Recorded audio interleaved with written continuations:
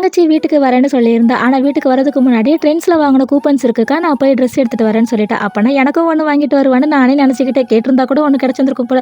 உள்ளே வரும்போதுமே என்ன ஏதோ பழக்கப்பட்ட கவர் மாதிரியே இருக்குதுன்னு பார்த்தா கடைசியில் பாடி சரவணா போய் ட்ரெஸ் வாங்கிட்டு வந்திருக்கா.